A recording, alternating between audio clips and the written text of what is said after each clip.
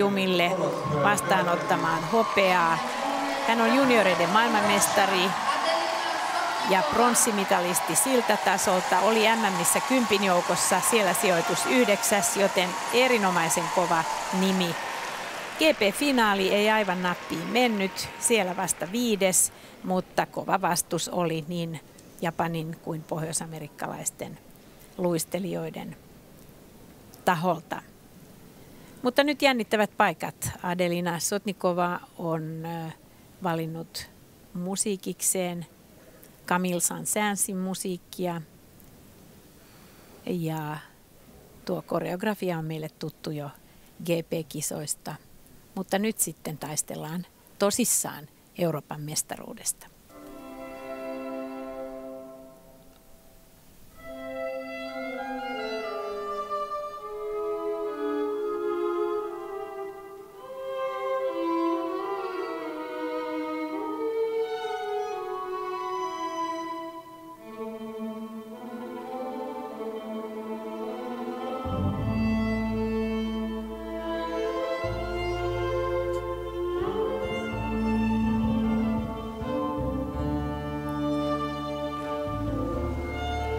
Kolmoisluts kiertyy hieman ulos, eikä Adelina saa siihen kolmoistulppia perään, jonka oli suunnitellut.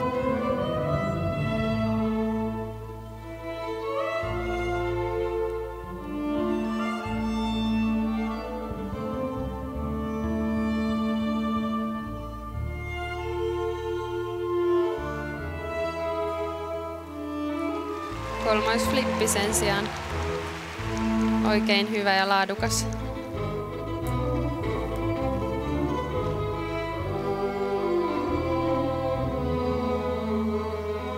Ja kolmoisritti siihen perään.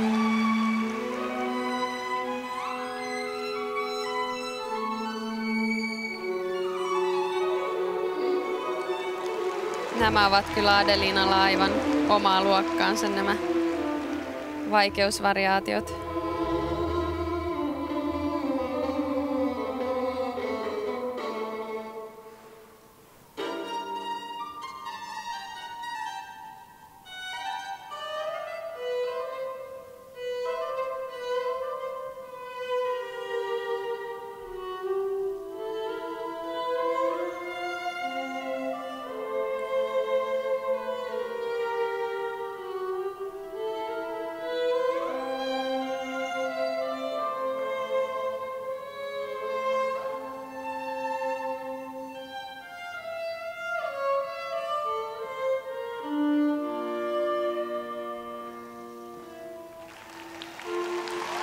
Oikein hyvä kaksoisaksel kolmoistulppi yhdistelmä.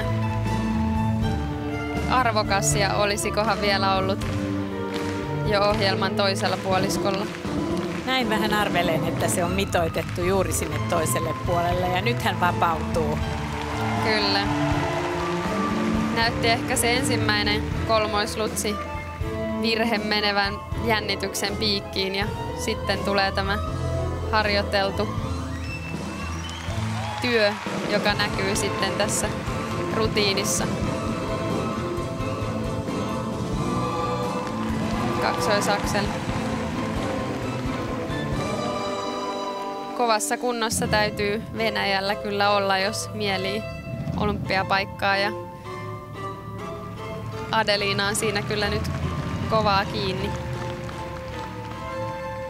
Hän on lyhyet-ohjelman jälkeen johdossa, mutta hyvin niukasti heti hänen perässään ovat maanaisensa Julia Lipnitska ja Karolina Kostner.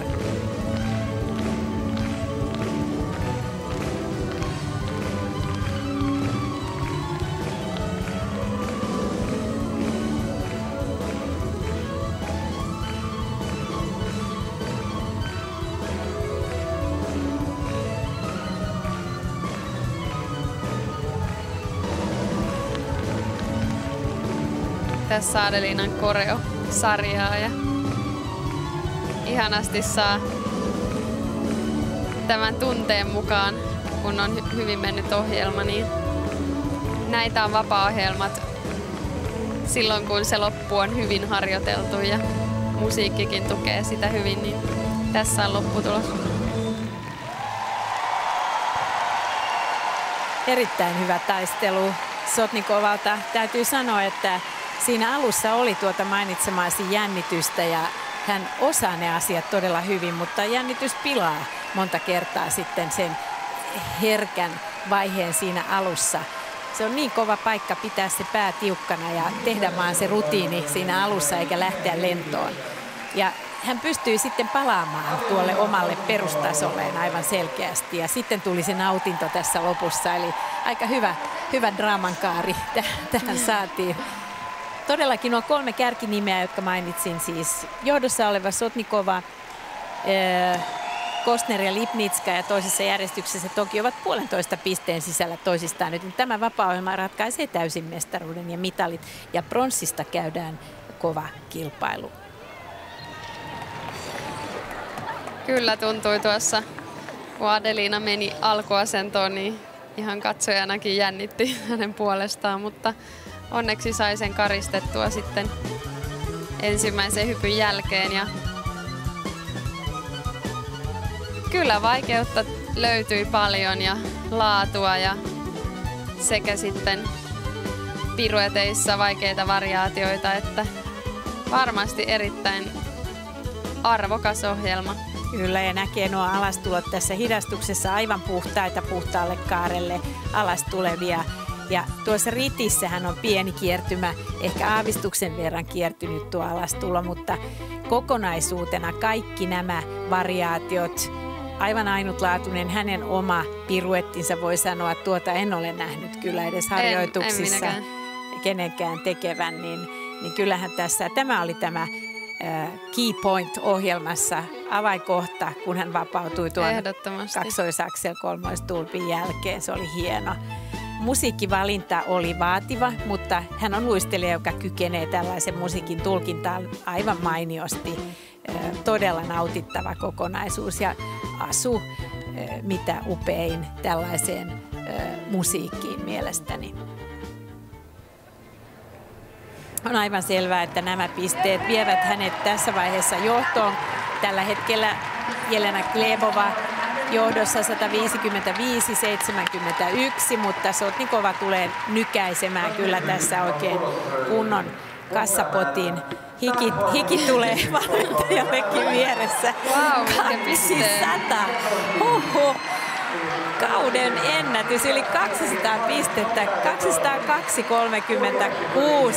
on Sotnikovan saldo. Kyllä nyt hän lyö kyllä sellaiset kortit pöytään, että saa nähdä kuinka seuraavien luistelijoiden hermot pitävät